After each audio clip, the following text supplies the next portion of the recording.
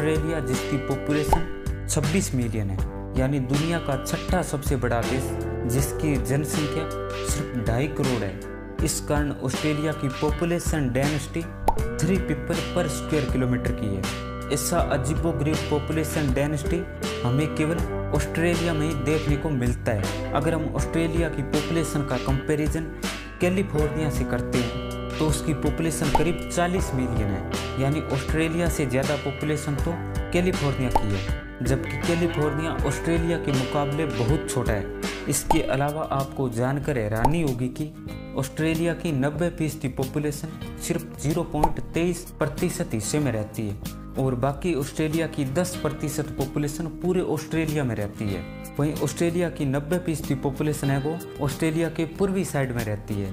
इसके अलावा ऑस्ट्रेलिया की ज़्यादातर पॉपुलेशन ऑस्ट्रेलिया के सिर्फ 5 शहरों में रहती है और बाकी ऑस्ट्रेलिया का 95% हिस्सा खाली पड़ा है। लेकिन मेरा सवाल है कि ऑस्ट्रेलिया में इतनी कम पॉपुलेशन क्यों है और वो भी पूर्वी साइड में क्यों रहती है?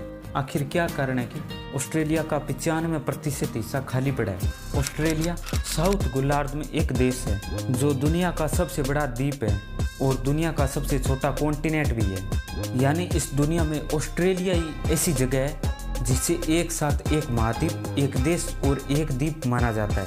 ऐसा माना जाता है कि ऑस्ट्रेलिया के मूल निवासियों के पूर्वज लगभग 50,000 साल पहले आए थे। तब न्यू गिनी और तस्मानिया इसी महाद्वीप से जुड़े हुए थे और हिमयुग के बाद समुद्र का जल स्तर बढ़ने के कारण यह ऑस्ट्रेलिया की भूमि से अलग हो गई। इसके अगले कई शताब्दियों तक ऑस्ट्रेलिया बाकी दुनिया से अलग था। फिर 16वीं शताब्दी में यूरोपीय लोगों को ऑस्ट्रेलिया के बारे में पता चला। 1606 में विलियम जेम्स जूम पहले यूरोपीय व्यक्ति बने जिन्होंने ऑस्ट्रेलिया पर कदम रखा।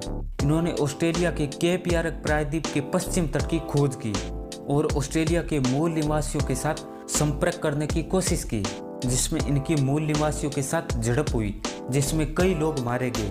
इस कारण आखिरकार इन्हें वापस लौटना पड़ा। कुल मिलाकर विलियम जेम्स जूम की यह खोज को महत्वपूर्ण नहीं माना गया, क्योंकि उस समय डच ईस्ट इंडिया कंपनी मुख्य रूप से स्पाइस द्वीप समूह के लिए तेजी से मार्ग खोजने में रुचि रखती थी। 1642 में एबेल तस्मान को प्रशांत महासागर के अज्ञात द्वीप का पता लगाने के लिए भेजा। उनका मिशन नए व्यापार मार्गों की खोज करना और मूल निवासियों के साथ व्यापार संबंध स्थापित करना।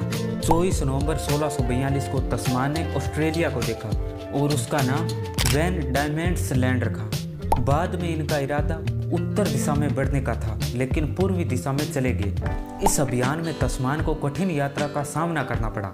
इन्होंने अपनी डायरी में लिखा है कि उसका कंपास ही एकमात्र ऐसी चीज़ थी जिसने उसको जीवित रखा। इसके बाद एबेल तस्मान की दूसरी यात्रा में इन्होंने ऑस्ट्रेलिया के उत्तरी तटों की खोज की। अपनी इतनी बड़ी उपलब्धियों के बावजूद तस्मान का अभियान पूरी तरह सफल नहीं हो सका, क्योंकि डच ईस्ट इंडिया कंपनी के दृष्टिकोण से तस्मान की खोज निराशाजनक थी, क्योंकि उन्हें न तो व्यापार करने के लिए आशाजनक क्षेत्र मिला और न ही कोई शिपिंग मार्ग। लेकिन तस्मान के मानचित्रों से पता चलता है कि उस समय डच्चों को ऑस्ट्रेलिया महाद्वीप की कितनी जानकारी थी। 1650 आते आते डच्चों की खोजों के परिणाम स्वरूप अधिकांशतः ऑस्ट्रेलियाई तटों का मानचित्र बना चुके थे। 1606 में ऑस्ट्रेलिया की खोज के बाद अगले कई वर्षों तक डच्चों के अभियानों ने ऑस्ट्रेलिया की खोज की, लेकिन डच्चों ने ऑस्ट्रेलिया को अपनी कॉलोनी नहीं बनाया।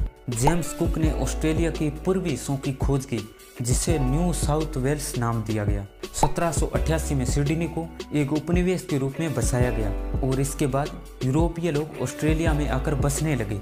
फिर इन्हें ब्रिटेन से आज़ादी मिली। आज ऑस्ट्रेलिया की आबादी 26 मिलियन है, यानी ऑस्ट्रेलिया इतना बड़ा देश है और इसकी जनसंख्या 26 मिलियन है, लेकिन इसकी पॉपुलेशन न्यू दिल्ली के बराबर है। लेकिन ऑस्ट्रेलिया इंडिया से 2 गुना बड़ा है। ऑस्ट्रेलिया की 90% पॉपुलेशन केवल 0.23% हिस्से में रहती है और 10% पॉपुलेशन पूरे ऑस्ट्रेलिया में रहती है। इस कारण ऑस्ट्रेलिया की population density 3 people square kilometre की है। एग्जाम्पल, वेस्टर्न ऑस्ट्रेलिया के पूर्वी पिलबारा का शायर इलाका, जो क्षेत्रफल के हिसाब से तो ये जापान के बराबर है, लेकिन फिर भी इस इलाके में सिर्फ 10,000 लोग रहते हैं। उसमें से ज़्यादातर लोग न्यू मैन शहर में रहते हैं। वहीं ऑस्ट्रेलिया का अन्ना क्रीक इलाका, जो एरिया के हिसाब से तो इजराइल के बराबर है, वहाँ एक प्राइवेट कंपनी द्वारा मवेशी पालन होता है। यानी ऑस्ट्रेलिया में इजराइल जितने एरिया में सिर्फ 8 कर्मचारी रहते हैं। ऐसा अजीबोगरीब पॉपुलेशन डेंसिटी हमें सिर्फ ऑस्ट्रेलिया में ही देखने को मिलता है। ऑस्ट्रेलिया की ज़्यादातर जनसंख्या पूर्वी साइड रहती है। इसके पीछे कारण ऑस्ट्रेलिया की ज्योग्राफी है। दरअसल ऑस्ट्रेलिया में 5 बड़े रेगिस्तान मौजूद है। ग्रेट विक्टोरिया रेगिस्तान, ग्रेट सैंडी रेगिस्तान, सिम्पसन रेगिस्तान, गिब्सन रेगिस्तान और स्ट्रुअर्ट रेगिस्तान। इन 5 रेगिस्तानों के कारण ऑस्ट्रेलिया महाद्वीप को लैंड ऑफ 5 डेजर्ट कहा जाता है। ये रेगिस्तान मिलाकर ऑस्ट्रेलिया का 18% हिस्सा कवर करते हैं। इसके अलावा ऑस्ट्रेलिया महाद्वीप के लगभग 35% हिस्से में इतनी कम बारिश होती है, वहाँ रेगिस्तान है, जिसे ग्रेट ऑस्ट्रेलियाई डेजर्ट कहा जाता है। इसके पीछे कारण है क्योंकि ऑस्ट्रेलिया की भूमि सबसे पुरानी भूमि है। इतनी पुरानी जमीन होने के कारण ऑस्ट्रेलिया की मिट्टी की ऊपरी परत नष्ट हो चुकी है और पुरानी मिट्टी होने के कारण ऑस्ट्रेलिया का ज़्यादातर हिस्सा रेगिस्तान में बदल चुका है। वहीं इसके अलावा ऑस्ट्रेलिया के 35% हिस्से में पहाड़ ना होने की वजह से वहाँ ना के बराबर बारिश होती है। इस कारण इन हिस्सों को रेगिस्तान के तौर पर ही माना जाता है। वहीं ऑस्ट्रेलिया का 70% हिस्सा रेगिस्तान, शुष्क व कम बारिश वाला इलाका है। इस कारण यहाँ ऑस्ट्रेलिया की 3% पॉपुलेशन रहती है। ऑस्ट्रेलिया का पूर्वी हिस्सा जहाँ 90% पॉपुलेशन क्यों रहती है, इसका सबसे बड़ा कारण है ग्रेट डिवाइजनिंग रेंज है।